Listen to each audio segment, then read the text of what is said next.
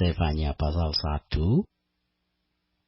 Firman Tuhan yang datang kepada Sefanya bin Kusi bin Gedalia bin Amaria bin Hizkia dalam zaman Yosia bin Amon, Raja Yehuda.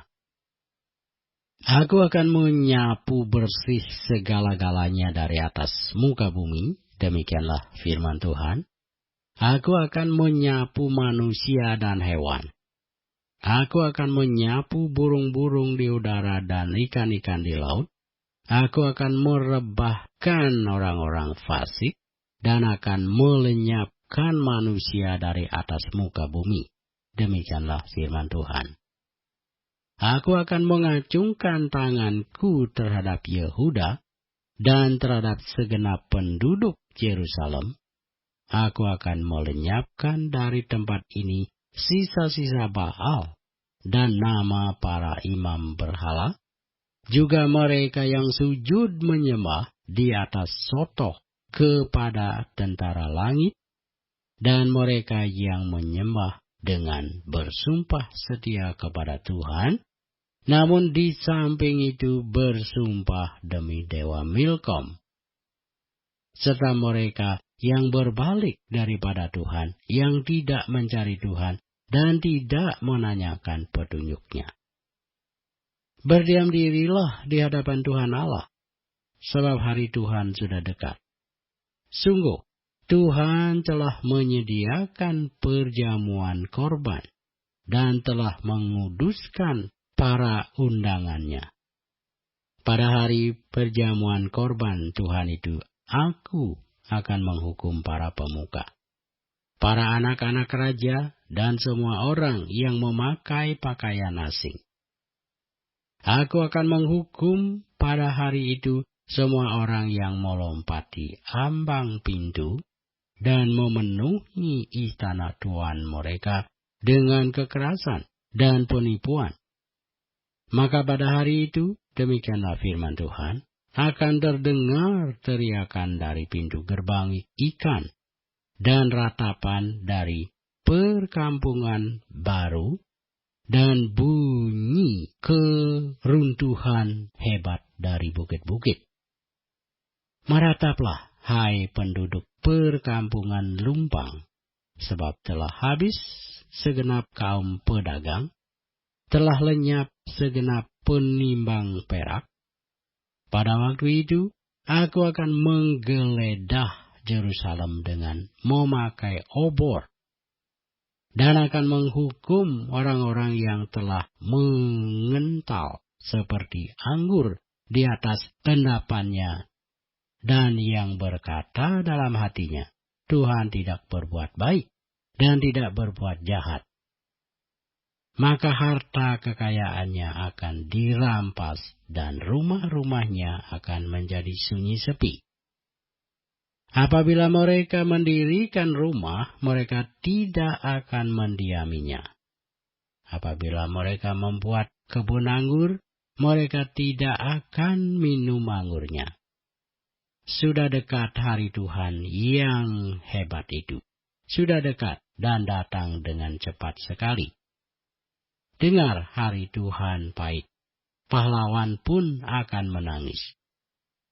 Hari kegemasan hari itu, hari kesusahan dan kesulitan, hari kemusnahan dan pemusnahan, hari kegelapan dan kesusahan, hari berawan dan kelam, hari peniupan sangkakala dan pekik tempur terhadap kota-kota yang berkubu dan terhadap menara penjuru yang tinggi.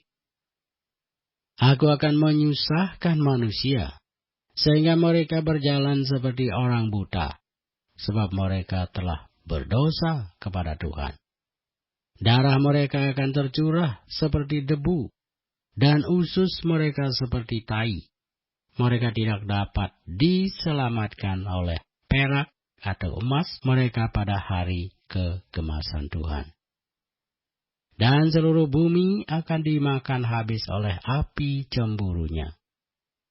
Sebab kebinasaan, malah kebinasaan dahsyat diadakannya dengan segenap penduduk bumi. Sefanya pasal 2 kita baca. Bersemangatlah dan berkumpullah, hai bangsa yang acuh tak acuh, sebelum kamu dihalau seperti sekam yang tertiup. Sebelum datang ke atasmu murka Tuhan yang bernyala-nyala itu. Sebelum datang ke atasmu hari kemurkaan Tuhan. Carilah Tuhan, hai semua orang yang rendah hati di negeri, yang melakukan hukum-Nya. Carilah keadilan, carilah kerenahan hati. Mungkin kamu akan terlindung pada hari kemurkaan Tuhan. Sebab Gaza akan ditinggalkan orang, dan Askelon akan menjadi suci. Asdod akan dihalau penduduknya pada rembang tengah hari, dan Ekron akan dibongkar bangkirkan. Celakalah kamu penduduk daerah tepi laut. Kamu bangsa Kreti, terhadap kamulah firman Tuhan ini, hai Kanaan, tanah orang Filistin. Aku akan membinasakan engkau, sehingga tidak ada lagi pendudukmu.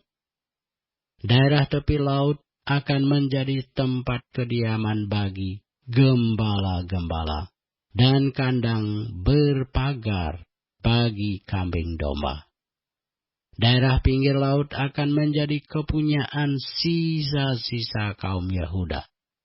Mereka akan merumput di sana dan berbaring di rumah-rumah Askelon pada malam hari, sebab Tuhan Allah mereka akan memperhatikan mereka dan akan memulihkan keadaan mereka.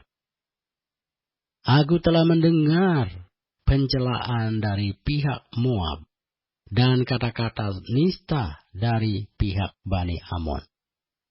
Bagaimana mereka mencela umatku dan membesarkan dirinya terhadap daerah umatku itu. Sebab itu demi aku yang hidup, demikianlah firman Tuhan semesta alam, Allah Israel, maka Moab akan menjadi seperti Sodom dan Bani Amon seperti Gomora, yakni menjadi padang terjeruju dan tempat penggalian garam, dan tempat sunyi sepi sampai selama-lamanya. Sisa-sisa umatku akan menjarah mereka, dan yang masih tinggal dari bangsaku itu akan memiliki mereka sebagai warisan. Inilah yang menjadi bagian mereka sebagai ganti kecongkakan mereka, sebab mereka telah mencela dan membesarkan diri terhadap umat Tuhan semesta alam. Tuhan akan mendahsyatkan mereka, sebab Ia akan melenyapkan para allah di bumi, dan kepadanya akan sujud menyembah setiap bangsa daerah pesisir, masing-masing dari tempatnya. Kamu pun, hai orang Etiopia, akan mati tertikam oleh pedangku. Ia akan mengacungkan tangannya terhadap utara, akan membinasakan Asur, dan akan membuat Niniwe menjadi tempat yang sunyi sepi, kering seperti padang gurun. Dan di tengah-tengahnya akan berbaring kawanan binatang, yakni segala macam binatang hutan, baik burung undan maupun burung bangau, akan bermalam di hulu tiangnya. Burung ponggok akan berbunyi di tingkap, burung gagak di ambang pintu. Pemapan dari kayu aras telah tersingkap. Itulah kota yang beria-ria, yang penduduknya begitu tenteram, dan yang berkata dalam hatinya, hanya ada aku dan tidak ada yang lain. Betapa dia sudah menjadi tempat yang tandus, tempat pembaringan bagi binatang-binatang liar. Setiap orang yang lewat daripadanya akan bersuit dan mengayun-ayunkan tangannya. Sefanya pasal 3 kita baca, celakalah si pemberontak dan si cemar, hai kota yang penuh penindasan. Ia tidak mau mendengarkan teguran siapapun dan tidak mempedulikan kecaman. Kepada Tuhan ia tidak percaya, dan kepada Allahnya ia tidak menghadap. Para pemukanya di tengah-tengahnya adalah singa yang mengaum. Para hakimnya adalah serigala pada waktu malam yang tidak meninggalkan apapun sampai pagi hari. Para nabinya adalah orang-orang ceroboh dan pengkhianat. Para imamnya menajiskan apa yang kudus, memperkosa hukum Taurat. Tetapi Tuhan adil di tengah-tengahnya, tidak berbuat kelaliman. Pagi demi pagi ia memberi hukumnya. Itu tidak pernah ketinggalan pada waktu fajar. Tetapi orang lalim tidak kenal malu. Aku telah melenyapkan bangsa-bangsa, menara-menara penjuru mereka telah musnah. Aku telah merusakkan jalan-jalannya, sehingga tidak ada orang yang lewat. Kota-kota mereka telah ditanduskan, sehingga tidak ada orang dan tidak ada penduduk. Aku sangka, tentulah ia sekarang akan takut kepadaku, akan mempedulikan kecaman dan segala yang kutugaskan kepadanya. Tidak akan lenyap dari penglihatannya. Tetapi sesungguhnya mereka makin giat menjadikan busuk perbuatan mereka. Oleh karena itu, tunggulah aku. Demikianlah firman Tuhan. Pada hari aku bangkit sebagai saksi. Sebab keputusanku ialah mengumpulkan bangsa-bangsa dan menghimpunkan kerajaan-kerajaan untuk menumpahkan ke atas mereka geramku, yakni segenap murkaku yang bernyala-nyala, sebab seluruh bumi akan dimakan habis oleh api cemburuku. Tetapi sesudah itu, aku akan memberikan bibir lain kepada bangsa-bangsa, yakni bibir yang bersih, supaya sekaliannya mereka memanggil nama Tuhan, beribadah kepadanya dengan bau-membau. Dari seberang sungai-sungai negeri Ethiopia, orang-orang yang memuja aku, yang terserak-serak, akan membawa persembahan kepadaku. Pada hari itu engkau tidak akan mendapat malu, karena segala perbuatan durhaka yang kau lakukan terhadap aku. Sebab pada waktu itu, aku akan menyingkirkan daripadamu orang-orangmu yang ria congkak, dan engkau tidak akan lagi meninggikan dirimu di gunungku yang kudus. Di antaramu akan kubiarkan hidup suatu umat yang rendah hati dan lemah, dan mereka akan mencari perlindungan pada nama Tuhan. Yakni sisa Israel itu, mereka tidak akan melakukan kelaliman atau berbicara bohong. Dalam mulut mereka tidak akan terdapat lidah penipu. Ya, mereka akan seperti domba yang makan rumput dan berbaring dengan tidak ada yang mengganggunya.